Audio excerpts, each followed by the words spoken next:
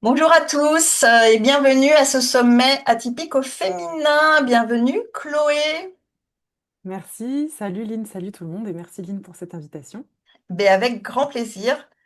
Ce sommet, il est fait pour toutes les femmes qui pensent, qui ressentent et qui fonctionnent autrement. Mieux se comprendre pour ne plus s'excuser d'être soi, c'est tout l'objet de ce sommet.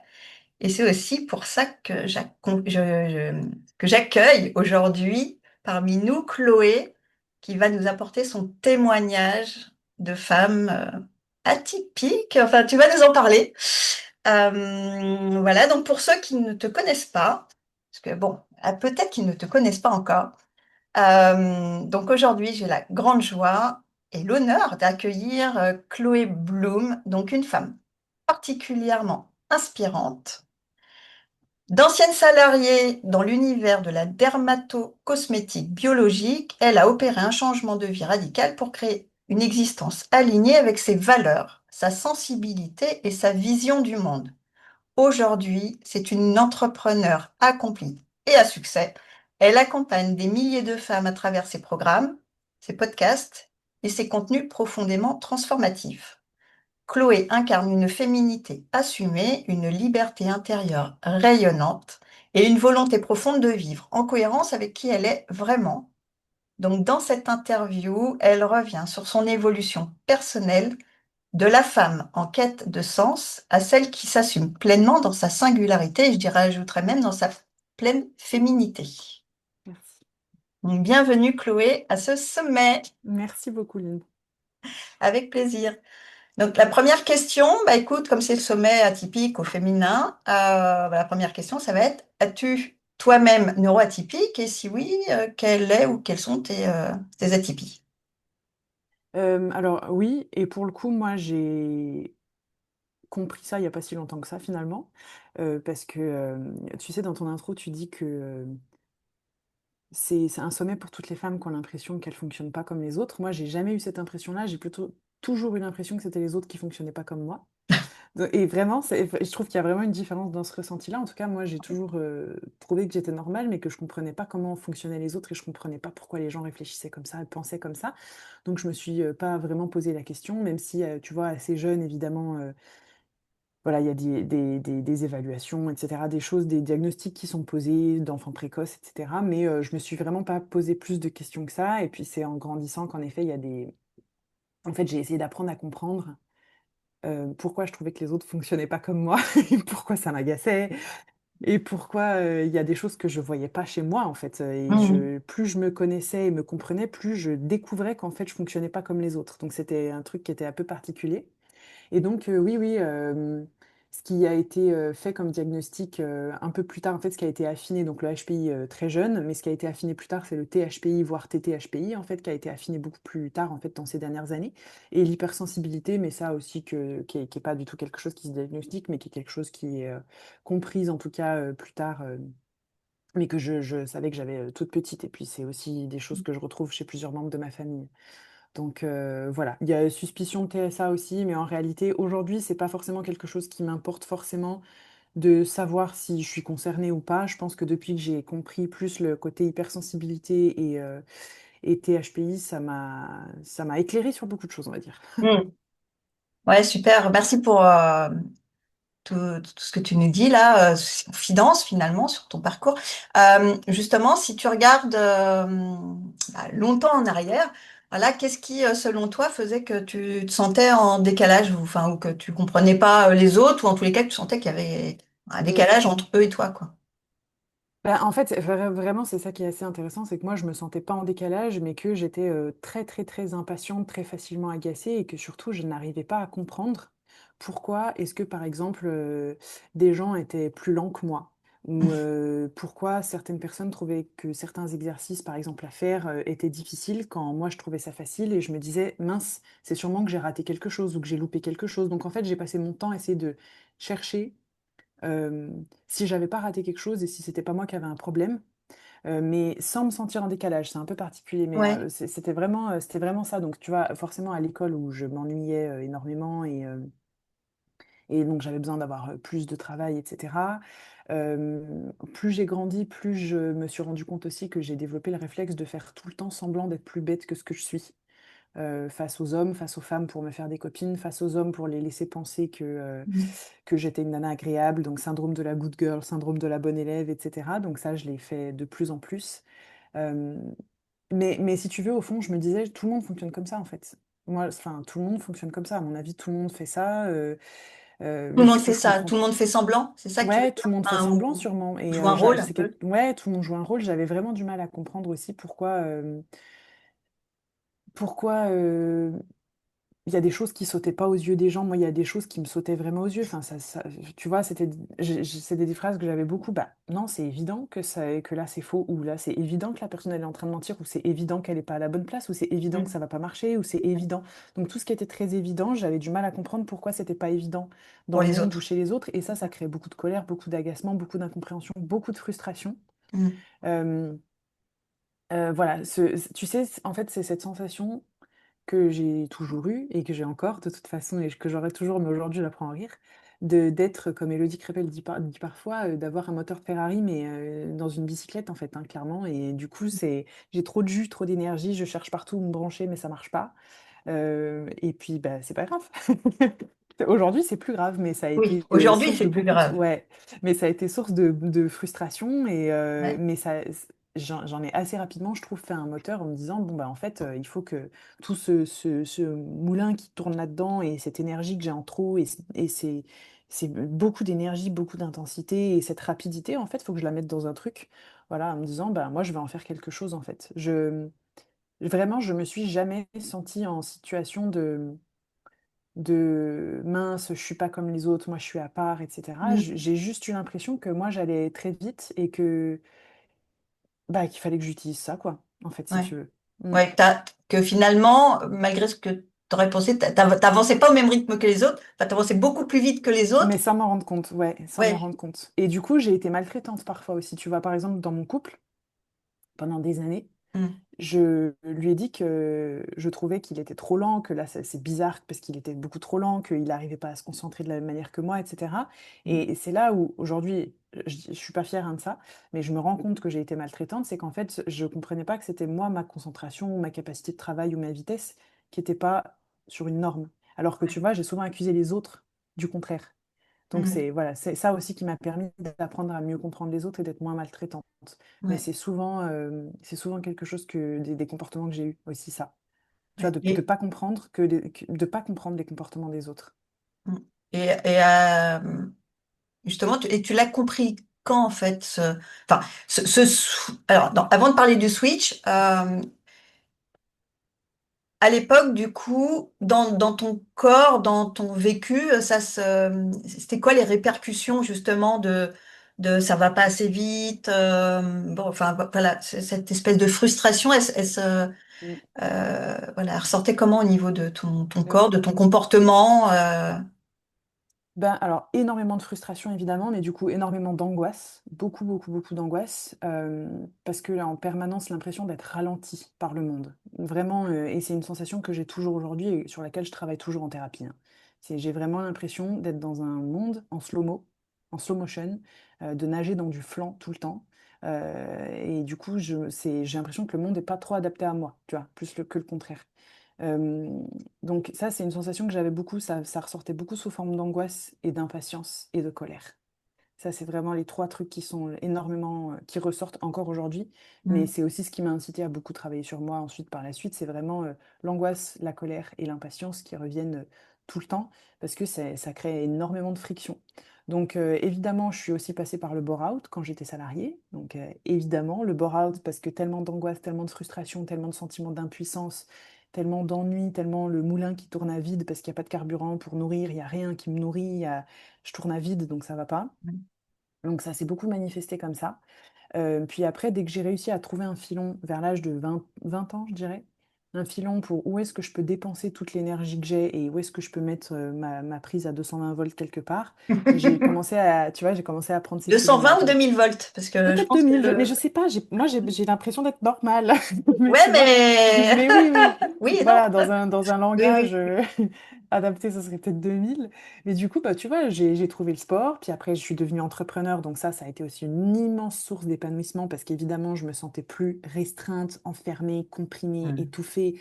J'avais la sensation qu'enfin, je pouvais utiliser un peu le carburant que j'avais et j'en avais sous la pédale. Mais c'était vraiment cette frustration d'en avoir sous la pédale et de jamais pouvoir appuyer sur l'accélérateur. Ouais. C'est extrêmement frustrant. Voilà, extrêmement frustrant. Donc l'entrepreneuriat m'a beaucoup aidé là-dedans. Puis vu que c'était encore pas assez, ben, évidemment de devenir nomade et de ne pas avoir de chez soi et de découvrir et de voyager et de bouger, puis la relation de couple, puis plein de choses.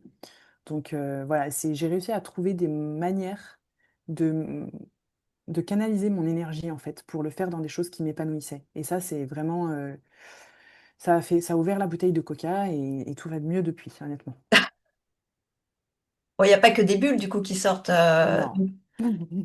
Donc, toi, justement, tu as réussi déjà à trouver des premiers points d'épanouissement Mhm. dans le sport, c'est ça que tu Ouais, dis, ouais. et dans l'entrepreneuriat. Et, euh, et qu'est-ce que tu as pu mettre en place justement pour libérer un peu ces chevaux que tu avais en toi, quoi? Euh, pour moi, en fait, j'allais dire une hygiène de vie. C'est pas une hygiène de vie, c'est un niveau d'exigence que j'ai avec moi-même où je veux tout le temps donner le meilleur de moi et donc il faut que je trouve des espaces pour lâcher mes chevaux. Parce qu'en fait, c'est impensable et inimaginable de ne pas lâcher mes chevaux quelque part. C'est pas un sujet. C'est même pas un sujet. C'est un truc auquel je réfléchis pas. Donc si je dois faire quelque chose, je veux le faire au maximum. Je veux le faire le plus possible. C'est vraiment ma manière à moi de me sentir vivante. Et donc, en fait, la seule source que j'ai, le seul moyen que j'ai, c'est pas d'essayer de contrôler mon énergie, de la réduire, d'avoir moins de chevaux, c'est de trouver tous les endroits possibles où je peux les mettre.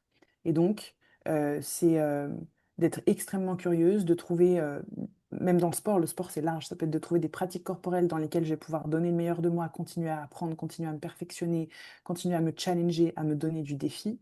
Ça va être la même chose avec la découverte dans les voyages, avec les lieux de vie, les projets personnels, les projets professionnels, le couple. Donc c'est vraiment d'être dans une démarche où je peux tout le temps agrandir de plus en plus l'espace euh, dans lequel je vais évoluer.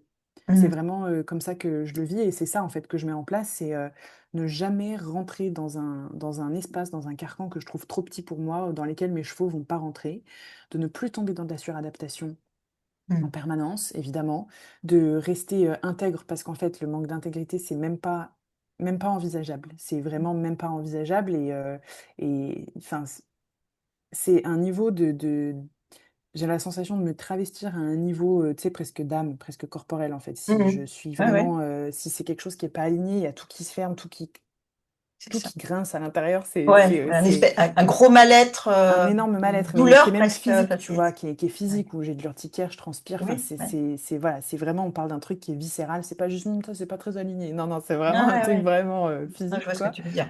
Bah oui, oui, et puis je pense que la plupart des femmes qui regardent C'est comprendront. ça, je pense que ça va parler à beaucoup, ce que tu partages là, alors peut-être pas forcément avec la même intensité ou Mm, mm. dans les mêmes conditions, mais globalement, je pense qu'il y en a beaucoup Oui, qui oui, vont se bah oui, c'est retrouver à ça. travers tout ce que tu partages. Euh, et tu nous as exprimé tout à l'heure justement ton hypersensibilité, Mm. ton intensité aussi intérieure. Euh, à, à quel moment et comment t'as réussi justement là pour le coup à faire un switch et le transformer en ce qui pouvait peut-être être au début source de, bah, je sais pas, d'incompréhension ou de, enfin je sais pas d'ailleurs comment tu le vivais, cette intensité Mm, mm. d'hypersensibilité, Ouais, et c'est pour qu'en en faire fait, une force justement. ouais, ouais, ouais. Alors, en fait, c'est ça le truc qui est hyper intéressant et qui a été aussi un certain chemin à déconstruire, c'est que à chaque fois qu'on parle des neuroatypies, moi j'en entends beaucoup parler en mode il y a un switch où tu passes de la victimisation à vraiment un sentiment d'empuissancement et tu comprends et en fait tu arrives à en faire une force. Bon. Je n'ai jamais réfléchi de cette manière-là et je n'ai jamais rencontré ce problème-là. Et c'est aussi quelque chose qui est assez propre au THPI pour le coup, c'est qu'en fait ça n'a jamais été un sujet. Il n'y a pas un seul moment dans ma vie où je me suis dit, en fait, c'est quelque chose qui m'handicape, c'est quelque chose que j'ai de moins que les autres, c'est quelque chose, mais pas du tout, en fait. J'ai toujours eu la sensation que j'avais plus de ressources en moi que beaucoup d'autres gens autour de moi, ce qui fait que, tu sais, très jeune, vraiment très jeune. J'ai un Mhm. peu pris le rôle d'assistante sociale auprès de mes potes, toujours donner des conseils, coacher, machin, etc. Je pense que si je suis dans ce métier, c'est pas pour rien. Et vraiment, j'ai pas eu de switch là-dessus. Par contre, il y a des moments, enfin, évidemment, je dis pas que c'est toujours facile à vivre, c'est pas du tout vrai. Et il y a encore plein de moments où j'ai besoin de me rappeler que, ah oui, ça c'est de l'hypersensibilité, donc arrête de te blâmer et de te dire qu'il faut que tu sois autrement. Mais tu vois, ça reste en cours. Mais il n'y a pas eu de moment vraiment où je me suis sentie victime de ça. Mhm. Ça a jamais été un sujet de c'est un truc que j'ai en moins que les autres. Vraiment, c'est et en fait, c'est ça, si tu veux, que ça a créé comme souffrance, c'est que du coup, souvent, j'ai eu l'impression d'être toute seule à avoir envie de monter dans un TGV dans la vie. Et je suis en fait dans ce dilemme permanent encore aujourd'hui de est-ce que je monte dans mon TGV, mais du coup, je suis toute seule devant? Ou alors est-ce que je reste dans le TER et du coup, je suis avec tous les gens que j'aime et je suis entourée. Et je suis dans cet éternel dilemme. Et pour le moment, j'ai décidé de rester dans le TER et je pense que ça changera jamais parce que j'ai une valeur de ensemble, partage, amour, etc., qui est trop importante. Mais, mais c'était plutôt ce dilemme-là que je vivais, plutôt que me Mhm. dire j'ai ce truc en moins, il faut que je rattrape les autres, il faut que je sois plus comme les autres, ou ça j'en souffre, comment je peux en faire une force? Non, en fait, c'est vraiment, je me suis toujours sentie vraiment pleine de ressources, en fait. Ok. Bon, du coup, et tu parles de, bah, du coup, de rester dans le TER pour rester Mm. finalement accompagné ou tout du moins pour aller à la même vitesse que les autres. Ouais, C'est un peu ça, ouais, j'imagine. oui, c'est ça. Euh, Est-ce que dans certaines de tes activités, quelles qu'elles soient, dans certains aspects de ta vie, tu t'autorises à être dans ce TGV et à fonctionner comme la Ferrari que tu es. Il y a quelques petits aspects, en effet, où c'est le cas, dans les pratiques sportives ou dans les pratiques corporelles individuelles que je vais apprendre, ce qui fait que du coup, je vais jamais freiner ma progression ni rien du tout, évidemment. Euh, Dire que je le fais dans l'entrepreneuriat, franchement, ça serait mentir parce qu'en fait, sinon, en fait, ça reste une problématique que je rencontre d'un point de vue purement business.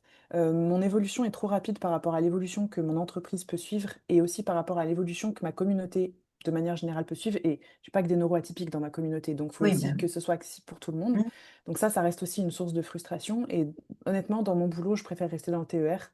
hmm, Même si peut-être que j'essaie d'accélérer un peu le TER, tu vois, mais je pense que si j'étais dans un TGV, si je suivais mon TGV, en fait, je deviendrais, Fabrice Michaud en parle, tu sais, un truc un peu ovni, qui fait qu'en fait, ben, je parle plus aux gens, je suis plus vraiment accessible, ce qui fait que ouais, ça serait les contre-productif, gens, ça ils n'aiderait, arriveraient plus à te suivre, quoi, ouais, c'est ouais, puis ça ça, par n'aiderait pas rapport à les gens. tes 50 idées peut-être à la seconde Exactement. et du coup, Et puis même dans la manière de les faire comprendre, dans la manière de ouais, les transmettre, ça serait en fait, ça serait ne pas être accessible, ça serait ne pas faire preuve d'empathie parce que hmm, j'arriverais pas à comprendre en fait ce dont les gens ont besoin et je pense que ça serait pas aider en fait, ça n'aiderait pas les gens, ça ne les impacterait ouais, pas donc j'essaye de plutôt me servir d'une des facilités entre guillemets que j'ai, c'est de me dire en fait j'essaye de comprendre comment est-ce que moi ma manière d'être peut être comprise, incarnée, hmm, appréciée, entendue par un maximum de personnes. Et donc ouais, ça je m'en sers. hmm, Voilà, je comprends tout de suite comment remâcher la matière pour la redonner, et donc ça, je m'en sers. Mais, mais voilà, après, je pense que dans mon couple, c'est peut-être le seul endroit où je me sens vraiment quasi dans mon TGV. ouais, parce que bon, je connais pas ton conjoint, mais en tous les cas, vous avez l'air d'avancer un peu à la même vitesse, ou en tous les cas, Ouais, vous êtes sur la même longueur d'onde. En tous les exactement. cas, au niveau activité, j'ai Ouais, l'impression qu'il fait un peu la même chose ouais. avec sa Ouais, et puis même si on communauté. n'a pas les mêmes rythmes, en fait, il comprend, il Hmm, accepte complètement mon rythme à moi. Et lui, avec ses neurotypes aussi à lui, en général, les chats et les chiens se mettent ensemble, enfin, tu oui, vois. oui, ouais. Ben, pareil pour lui, en fait, voilà, je dis toujours, j'ai de la chance d'avoir un partenaire qui m'accepte à 1000% Hmm. comment je suis et pour qui mon fonctionnement est pas un sujet alors que c'est vraiment très opposé au sien et vice-versa. Et donc, on fonctionne super bien ensemble pour ça. Ah bah super. Mm. C'est important, hein, parce que c'est vrai C'est que super important. malheureusement, c'est pas forcément le cas Ouais, pour tout pour le beaucoup. monde. Beaucoup de D'avoir surtout les trouvé, si femmes. ce n'est que ouais, et si ce n'est que d'avoir trouvé un conjoint déjà qui accueille notre fonctionnement tel Ouais. qu'il est, Mm, sans avoir envie de nous changer mm. ou de nous, enfin, de reprocher justement un fonctionnement qui n'est pas le sien. Enfin bon, bref, voilà. Ouais, Et surtout exactement. si quand le fonctionnement de la femme va plus vite que celui de l'homme, Exactement. des Bah, fois ça sinon, peut ça piquer passe un peu, pas. quoi. Ouais, c'est pour ça que c'est ce que je te disais, je me suis souvent retrouvée dans ma vie à devoir un peu faire semblant d'être un peu plus bébête, Ouais. naïve, de pas voir, de faire semblant de pas comprendre. Mais je pense que la plupart des femmes qui sont là vont se Mm. reconnaître dans ce truc Ouais. où parfois, en fait, on a l'impression d'être en train de devoir gérer le malaise que la C'est personne n'est pas ça. capable de ressentir elle-même, alors que c'est elle qui crée le malaise. Mais du coup, pour le gérer, on fait semblant de pas le voir, on fait semblant de pas de faire Mm. comme si elle n'était pas en train d'être gênante ou de pas être ou qu'il n'était pas en train de se Ouais. ridiculiser ou qu'il n'était pas en train d'être gênant ou d'être agressif ou quoi. Et c'est vrai que c'est lourd. Et mon partenaire, pour le coup, j'ai jamais eu ce souci-là. Donc, je suis heureuse. Là-dessus, j'ai beaucoup de chance. Euh, à quel moment tu t'es dit, enfin, est-ce qu'il y a eu d'ailleurs un moment particulier où tu te dis, bon, voilà, ça c'est ma vie d'avant, ça j'en veux plus, ou j'ai plus envie justement de trop me freiner ou de vivre des choses qui sont pas moi, ou de justement bah, de porter un peu ce masque de celle, voilà, Ouais, enfin bébête, alors j'aime pas trop ouais. ce terme-là, mais en tous les cas, voilà, ouais, de porter un masque qui est pas le sien, quoi, finalement. Oui, alors ça s'est pas fait tout d'un seul coup. J'ai eu plusieurs échelles, tu vois, plusieurs étapes, mais ça a commencé déjà quand, avant 20 ans, avec changer totalement d'hygiène de vie. Je suis passée d'une fille qui bringuait, qui buvait, qui fumait, etc., vraiment à une nana hyper sportive avec une alimentation hyper saine. Ça s'est fait assez rapidement, en fait. Le switch s'est fait assez brutalement parce que j'ai eu le déclic. Bon, voilà, je passe à autre chose. Ensuite, j'ai changé d'environnement. Ensuite, j'ai fait un bore-out. Donc c'était, enfin, ça a été une immense découverte de me dire, ah, mais en fait, il existe une voie où je peux aller à ma vitesse sans tout le temps être en train de retenir les chevaux. Donc ça a été fou en fait. Après ce bore-out, finalement, ça a été un super cadeau de pouvoir me dire, en fait, je construis un truc pour moi. Ensuite, ça a été de quitter la ville dans laquelle j'étais en France et de partir voyager et de m'expatrier. 'Fin, ça a été en fait plein d'étapes comme ça. Parce qu'après, il y a eu aussi une étape où moi, quand j'ai commencé à entreprendre, j'étais dans le fitness. Sauf qu'au bout de 2 ans, ben, j'avais l'impression d'être encore en train de retenir les chevaux. Donc au bout de 2 ans, j'ai dit: «Stop, on arrête tout. Maintenant, je deviens Chloé Bloom. J'ai besoin de lâcher les chevaux». Et tu vois, là, je sens que depuis 1 an et demi, je sens que je suis de nouveau en train de vivre une phase de transition parce que les chevaux, je les ai jamais complètement lâchés finalement, surtout Mm. dans mon boulot. Et je sens que je suis de nouveau en train de vivre une transition et qu'il va y avoir de nouveau un... Je sens que je suis juste avant une étape. Je sens que je suis en transition là, de nouveau.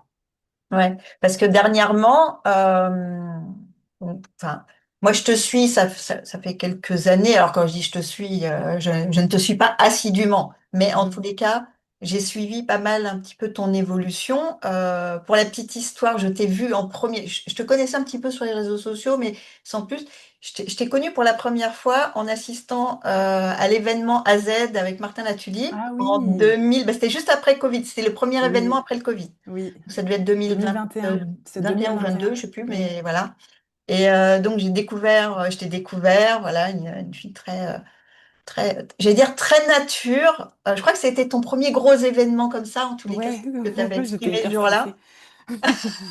Parler devant, je ne sais plus combien on était. 2000, je crois, 2 ou 3000, je sais Ouais, c'est plus. ça, on était Ouais. plus de 1000 personnes, Mm, enfin, là au Palais des Congrès à Paris.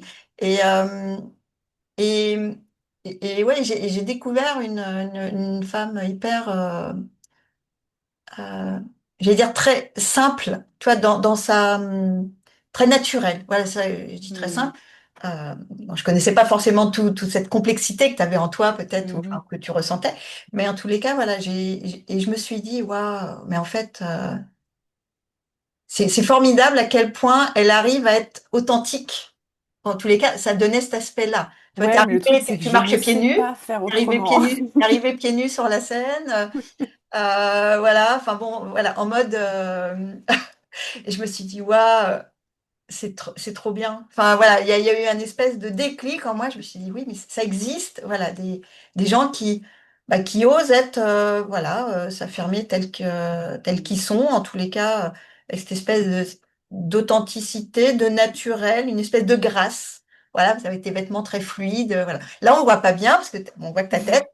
Non, T'es une très belle femme. Voilà. merci. Voilà, très, très élégante. Et effectivement, tu respires cette féminité. cette audace d'être, ouais, de faire rayonner ta féminité. Mm. Et, euh, et je sais que ces dernières années, alors je ne sais pas depuis combien de temps, mais en tous les cas, là, ça devient vraiment, c'est ce que tu proposes Mm. dans tes publications, dans tes Ouais. accompagnements, enfin. Mm. Et et là, c'est pareil parce que ça fait pas. Enfin, je dis moi, ça fait pas très longtemps. Moi, j'ai l'impression que ça fait pas très longtemps, mais qu'est-ce qui t'a justement donné l'envie ou l'audace, je sais pas, mais justement de faire rayonner cet aspect de toi, cette féminité, Mm. peut-être cachée jusqu'à là, ou en Mais tous les parce que cas, c'est restreinte. parce qu'en fait c'est l'histoire de ma vie et que c'est la conquête de ma vie en fait. C'est la croisade entre guillemets. Et c'est pour ça aussi qu'en fait j'ai pas vraiment switché à essayer de proposer ça pour les femmes. C'est qu'en fait je pense que cette espèce de feu que j'ai envie que tout le monde retrouve. euh, je suis méga idéaliste hein, sur ce coup-là, mais je voudrais tellement que tout le monde puisse se rendre compte de ce qu'ils ont sous la pédale et qu'ils arrivent à appuyer dessus en fait. Enfin, c'est vraiment un truc qui me prend particulièrement aux tripes et donc j'ai commencé à la base avec ça. Et sauf qu'en fait, année après année, je suis en train d'arriver à affiner pourquoi est-ce que ça me porte, pourquoi est-ce que ce truc qui bout à l'intérieur de moi, au point que quand j'en parle, je finis toujours par m'emporter, par m'énerver, par m'impatienter. Enfin, si tu me fais parler en solo sur ce sujet-là pendant 10 minutes, je finis presque en gueulant, tu vois. C'est vraiment un truc Mhm. qui me porte. Et en fait, j'ai réussi à affiner en fait au fur et à mesure des années, et je me suis rendu compte qu'en fait, c'était quand même quelque chose qui touchait beaucoup à ma féminité. Cette envie de se réveiller, cette envie de bousculer les codes, cette envie de s'affirmer, cette envie de s'assumer. C'était beaucoup lié en fait à une sensation d'injustice que j'ai par rapport à mon genre, par rapport à mon sexe, par rapport à des stéréotypes, par rapport à des injonctions qui sont beaucoup liées à mon genre ou liées à mon sexe ou liées à mon corps, etc. que je suis que je ne veux plus intégrer, que je ne veux plus internaliser, que je ne veux plus incarner, etc. Et ce depuis toute petite, c'est des choses en fait qui depuis toute petite me marquaient déjà. Et je me disais, mais attends, non, mais en fait non, pourquoi là non? Puis en fait faire semblant de pas voir qui me ment, mais non. Enfin, il y a plein de trucs en fait où je me suis suradaptée en étant petite alors que je voyais déjà que ça tournait pas rond. Je voyais déjà qu'il y avait un problème, mais je faisais semblant de ne pas voir, je faisais semblant de ne pas être gênée, enfin, tu vois, et puis en plus avec Mhm. l'hypersensibilité, donc toutes les femmes ici comprendront euh, à ressentir en fait la gêne des autres et des autres femmes et ressentir la honte des autres femmes et tout quand t'es une gamine de 8 ans parce que c'est ton hypersensibilité, ton hyperempathie et tous ces trucs-là, tu comprends déjà qu'en fait il y a un truc qui va pas, Ouais. sauf que tu caches tout pour, bah non, juste être la bonne élève en fait. Et plus j'ai grandi, plus surtout en commençant à entreprendre, plus je me suis rendu compte qu'en fait s'il y a bien une chose que je devais porter au monde, c'était ça. C'était cette espèce de rage de vivre, cette soif de vivre, cette envie féminine d'être une femme libre, qui s'accomplit, qui s'épanouit, qui envoie chier ce qu'il faut, qui se définit elle-même, qui trouve sa voie, qui fait des choix pour elle, qui s'écoute et qui se croit, surtout qui se croit elle-même. Ouais. Qui Et croit ça, en elle. Enfin, non, c'est c'est qui ça. se croit. En fait, il y a croire en Ah, soi. c'est quoi du coup ce que tu appelles. Ben, en fait, je te donne un exemple. Ouais, Croire en vas-y. soi, c'est croire en sa potentialité, ses potentiels, les choses dont tu es capable, tes capacités, etc. Se Ok. croire, c'est croire les choses que tu perçois, mais dont tu Ok. es tout le temps en train de douter. Et Ok. ça, toutes les femmes font Mhm. ce genre d'action-là, où en fait, on, on voit des petites choses qui vont pas, on a des petites intuitions, Mhm. on a la sensation qu'en fait, là, bah non, il y avait un truc qui n'était pas normal, mais on a un petit discours qui revient en boucle, qui nous dit, non, Mhm. non, mais à mon avis, c'est toi qui craques, non, non, mais c'est toi qui es folle, ma pauvre. Ouais. On a toujours un peu ce truc de pas se croire nous-mêmes, comme si notre cognition et nos perceptions n'étaient pas assez fiables. Et ça, c'est un combat que je continuerai de mener. Je veux que les femmes croient en elles, mais je veux surtout qu'elles arrivent à se croire, au point Ok. où en fait elles sont Oui, oui, oui, capables. oui. Il y a une forme d'autorité radicale qui est Mhm. la nôtre, interne. Mhm. Voilà, c'est ça que j'essaye vraiment de mettre dans le monde. Oui, quand je dis, ouais, voilà, ça reprend un peu. Moi, c'est vrai que quand je disais de croire en soi, c'est croire aussi en ses ressentis, en son intuition. Mhm, Enfin, voilà, c'est pas juste mhm, croire je suis capable de, même ouais, si, mais mhm, oui, c'est vraiment, ouais, oui, oui, enfin, ouais. Mais ça regroupe tout ça. Mais merci vraiment de le partager parce que, ouais, je pense que c'est hyper important pour toutes celles qui nous écoutent. Peut-être aussi pour les messieurs, mais en tous les cas, voilà, pour les femmes qui pour beaucoup, je pense, enfin, de celles que j'ai côtoyées jusqu'à maintenant, en tous les cas, ne s'autorisent pas vraiment justement à écouter, à s'écouter, Mhm. à croire en elles, Mm. voilà, de croire que leurs perceptions peuvent être les bonnes. Oui, Voilà. exactement. Et Exactement. d'arrêter de trop écouter les autres et de ne Ouais, pas s'écouter en fait. exactement. Et c'est valable dans tous les domaines, que ce soit au niveau de la douleur, au niveau du corps, au niveau des ressentis dans les échanges qu'on a avec les gens, que ce soit... voilà. Et je pense que c'est un des merveilleux cadeaux de la neuroatypie en réalité, c'est que on a des lectures du monde qui sont différentes d'une énorme majorité de personnes, Mm. et que cette lecture du monde, elle n'est pas fausse et elle n'est pas décalée. Moi, je trouve pas du tout qu'on ait une lecture qui soit décalée, c'est juste qu'on n'a pas la même grille de lecture, et donc parfois, et tout le temps en fait, ça nous donne ça nous donne accès à beaucoup plus de détails, ou des détails qui sont plus précis, ou un certain type d'information. Et c'est ce genre de choses en fait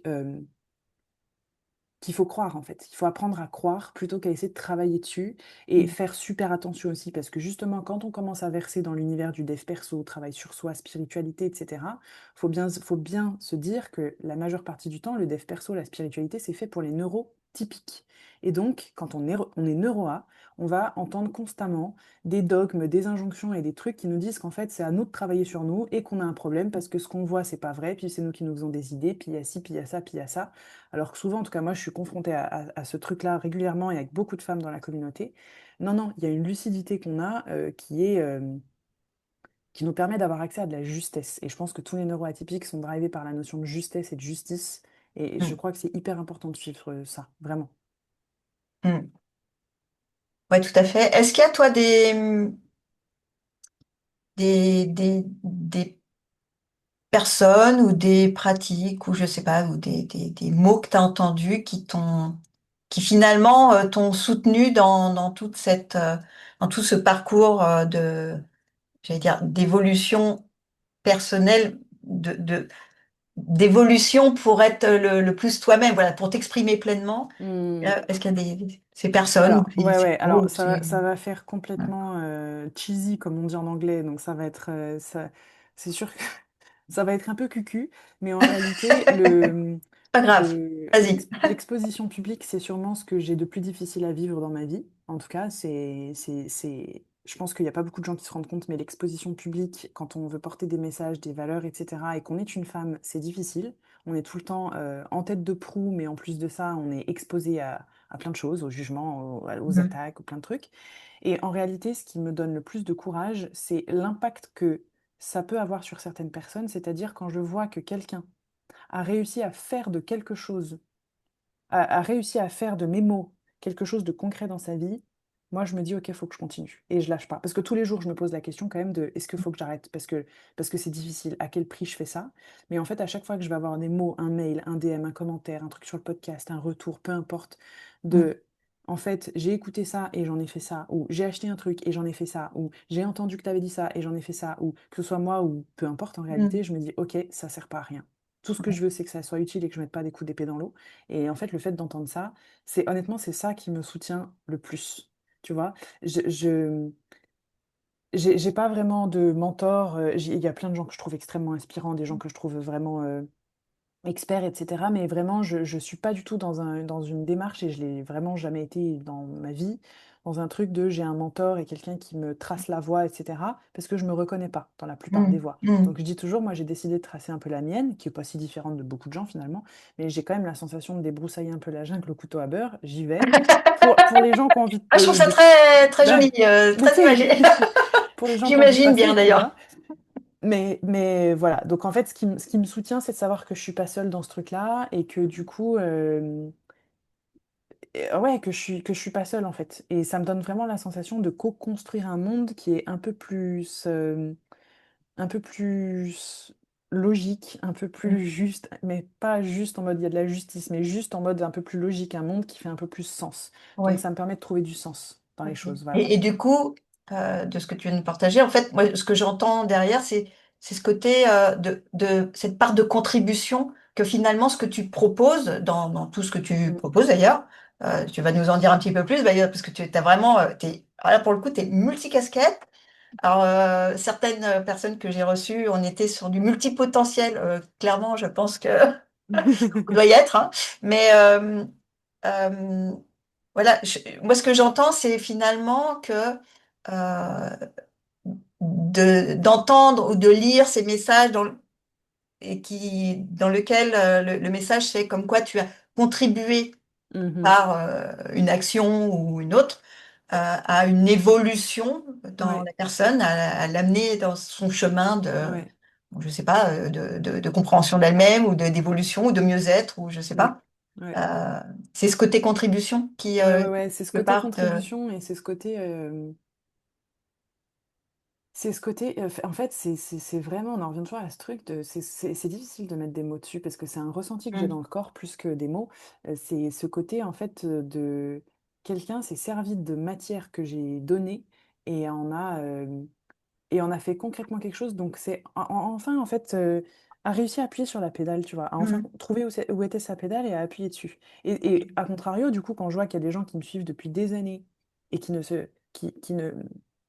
encore une fois, l'idée, c'est pas de maltraiter les gens qui sont bien là-dedans, sûr. hein, et ni de les blâmer, ni rien du tout, Mm, c'est un fait. Euh, qui ne se servent pas, ou en tout cas qui n'en font rien, tout simplement peut-être parce qu'ils sont pas prêts, c'est pas le timing, il y a des blessures, il y a des traumas, bref, peu importe, où il n'y a pas du tout d'évolution et ils sont toujours à chercher la pédale. En fait, il y a rien de plus frustrant pour moi. Je préférerais limite que les gens me suivent un moment, prennent ce dont ils ont besoin, qu'ils appuient sur la pédale et qu'ensuite ils arrêtent de me suivre et qu'ils aient plus besoin de moi et que je m'en fiche. Mais je voudrais juste qu'en fait, on se réveille. ouais. Après, euh, peut-être que même si c'est pas exprimé dans le sens où Exactement, ils sont oui. servis de ce que tu leur as proposé, Oui, apporté, oui, tout oui. ça, et pour en faire quelque chose de, j'allais dire, de beau ou qui les ont élevés, peut-être. Oui, oui. Mais peut-être que rien que de lire tes messages, parce que Mhm, tu fais des messages tous les jours, enfin voilà, sur Instagram notamment, par exemple, euh, peut-être que juste de te lire, de te savoir présente, de te voir évoluer, enfin faire ce que tu fais finalement, mhm, t'exprimer assez librement, parce que tu partages quand même mhm, pas mal de choses, j'allais dire, de ton quotidien, voilà, de ta vie un peu d'entrepreneur, de sportive, enfin, je dis sportive par rapport à tes activités sportives, la danse notamment. Euh, et peut-être que juste ça, finalement, ça les aide au quotidien à aller mieux. Peut-être oui, que oui, bon, exactement. ils n'arrivent pas à avancer autrement dans leur vie, Et mais puis ça peut-être que plante des juste graines. ça, Et puis ça plante des graines. c'est Et c'est ça. ce que je te disais, c'est que ça reste une de mes plus grandes difficultés d'arriver à comprendre comment les autres fonctionnent. Et Mm. donc je suis toujours là-dedans. Ouais. Je, je, je me forme, vraiment, j'ai besoin de comprendre pourquoi plein d'autres gens fonctionnent pas forcément comme moi, comme nous, ou quoi que ce Mm. soit.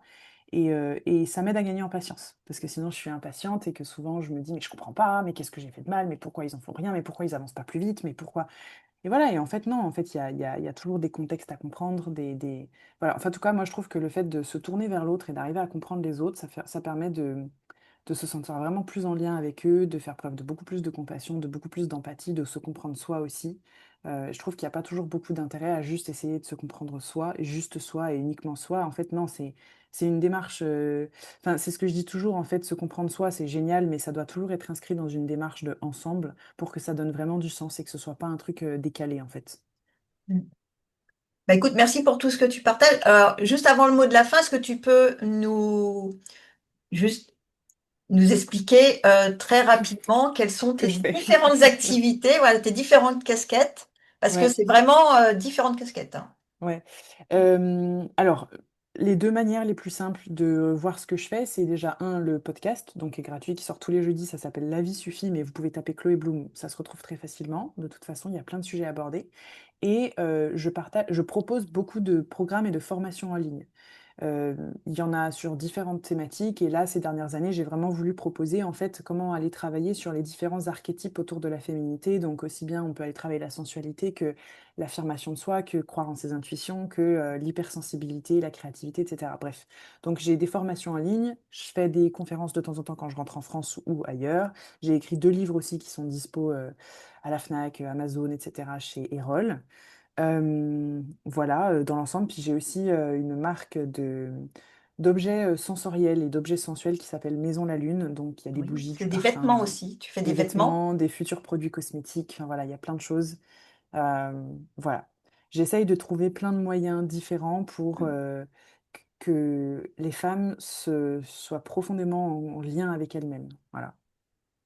Et toi, en même temps, j'imagine que ça te permet d'explorer, d'exprimer ta créativité Oui, bon, c'est encore à pas travers assez. ces différents médiums, enfin ces C'est différents. encore très loin d'être assez. C'est encore très loin d'être assez. Mais Oui, bon, j'ai que j'ai bien pu 24 heures dans comprendre une journée. que J'ai le TER, il avançait pas bien vite, quoi. Ouais, j'ai que 24 heures dans une journée, malheureusement, mais oui, voilà. Super. Bah écoute, le mot de la fin, justement, si tu avais un message à transmettre à toutes les femmes qui osent peut-être pas être elles-mêmes ou s'affirmer dans leur féminité, ou Ouais. voilà, Mm, ce mm, serait mm. lequel ce message? Ça serait qu'en fait, je pense qu'on ne peut pas attendre du monde qui soit fait pour nous. Ça n'arrivera pas. Ça n'arrivera pas, ça n'arrivera jamais. En tout cas, pas de notre génération. Donc, ça va être à nous de prendre notre place dans le monde. Ça va être à nous de la créer. Ça va être à nous de redéfinir les normes, de redéfinir notre manière d'exister, notre manière de nous exprimer, notre manière de prendre de la place, de bâtir une carrière ou pas, d'être maman ou pas. Enfin, voilà. Et ça, il n'y a pas d'autre moyen de le faire exister qu'en passant à l'action, en prenant des initiatives et en portant sa voix. En fait, c'est la seule manière de le faire. Donc, pas besoin d'attendre. On peut continuer à ne pas oser parce qu'on a peur de ci, peur de ça. Mais en fait, je crois qu'il faut juste arrêter d'attendre. Le monde, il ne sera pas fait pour un neuroatypique. Il n'est pas fait pour ça, en fait, parce que la majeure partie des gens ne le sont pas. Donc, honnêtement, même si ça fait peur, de débroussailler la jungle, le couteau à beurre, même si ça fait peur, en fait, quand on est dans cette démarche-là, c'est un espèce de truc comme un catalyseur qui fait qu'une fois qu'on est lancé, on ne peut plus s'arrêter parce que ça devient une manière de vivre c'est un non-sujet. On ne peut plus faire autrement, mais surtout on n'est jamais seul. Ça emmène dans notre sillage toute une horde de personnes exactement comme nous. Et donc c'est aussi en ça que je trouve euh, que ce soit porter sa voix ou passer à l'action ou commencer à redéfinir juste son quotidien ou son lieu de vie ou son environnement ou des activités ou une manière de dire la vérité aux gens ou une manière de refuser de manipuler ou de comprendre sa neuroatypie ou quoi que ce soit, en fait, c'est aussi quelque chose qui nous permet de trouver notre tribu quelque part, de trouver des gens qui sont comme nous, de mieux nous entourer. Voilà. Et honnêtement, c'est pas si difficile que ça. C'est pas si difficile que ça. C'est semé d'embûches, d'adversité, ça peut faire très peur. La peur ne s'en va jamais, juste pour info, parce qu'il y a plein de gens qui disent mais comment on fait pour plus avoir peur? Non, non, on a tout le temps peur. On a peur en Et à fait, la mais limite, ça fait partie du truc, ça fait ça juste fait partie du partie, truc. oui, c'est ça. Et c'est mieux, quelque part, d'avoir quand même un minimum de peur. Ouais, Ça ouais, permet d'éviter de rouler ou de ouais, foncer droit vers un exactement. fossé. Ouais, et puis je pense que c'est aussi une forme de lucidité. Mhm. Et puis une dernière chose, c'est que je pense qu'en fait, ce qui peut nous mettre en mouvement, c'est de comprendre quelle est l'émotion qui fonctionne bien à l'intérieur de nous. En fait, quelle est l'émotion, quel est le sentiment, pas forcément une émotion, mais c'est quoi le ressenti qui est vecteur d'énergie et qui fonctionne bien à l'intérieur de nous. Chez moi, c'est la colère. Et on dit toujours non, mais quand tu crées quelque chose, il faut que tu sois apaisé, il faut que tu travailles sur toi. Moi, pas du tout. Moi, plus je suis en colère, plus je suis créative. Donc, je me sers de tout ce qui me met en colère et tout ce que je trouve injuste dans le monde pour en faire des trucs super positifs, super agréables, etc. Ça me permet d'évacuer, ça me permet de créer, ça me permet de kiffer ma vie. Et donc, je pense que cette émotion, elle peut varier en fonction des gens. Il y a des gens qui fonctionnent mieux à certaines, je sais pas, à la mélancolie ou à d'autres trucs. Et voilà, quand on comprend en fait ce qui fonctionne à l'intérieur de nous, même si ça colle pas avec tout ce qu'on nous raconte, ben en fait c'est ça dont il faut se servir, c'est trouver son carburant. Ok. Ouais, bah écoute, c'était un beau message parce que finalement, ce carburant, nous l'avons tous en nous. Faut-il Mm, déjà l'identifier, effectivement? exactement, Quel est notre carburant et exactement, comment l'utiliser au mieux, finalement, plutôt que d'essayer de contrer cette colère ou tout ça, exactement. de dépenser son énergie à le Mm. contrer. Bah écoute, merci mille fois, Chloé, d'avoir Merci Lynn. accepté cette invitation, de nous avoir partagé tout ce que tu nous as partagé, de ton parcours, de tes neuroatypies, de ta sensibilité, et en même temps de j'allais dire, de cette belle évolution que tu sais mener, j'allais dire, comme il faut, voilà, et cette femme épanouie que tu es. En tous les cas, c'est l'impression que ça donne, et oui, ça fait du bien, c'est rafraîchissant, euh, et voilà, et ça laisse aussi ce message que tout le monde peut, si on s'autorise à laisser exprimer Mmh. notre unicité, notre singularité, bah, finalement, on peut en faire quelque chose de beau. Mmh. En tous les cas, de beau pour nous, ce qui est déjà en Ouais, soi la meilleure chose qui soit. Euh, exactement. ouais. Donc, merci à tous. Merci Euh, beaucoup. avec plaisir. Et bah, vous pouvez retrouver donc déjà le replay de cette interview sera accessible pendant 48 heures après sa diffusion lors du sommet. Et vous pouvez le retrouver pour ceux qui souhaitent bah, l'écouter ou le réécouter plus tard. Bah, écoutez, il fera partie du pack VIP atypique. Voilà, ainsi que les bonus offerts par les participants, les intervenants, bon, qui participent également d'ailleurs. Donc, merci Chloé, merci à tous. Et bah, je vous dis à très bientôt pour la À suite de bientôt. ce Merci encore. sommet. À bientôt!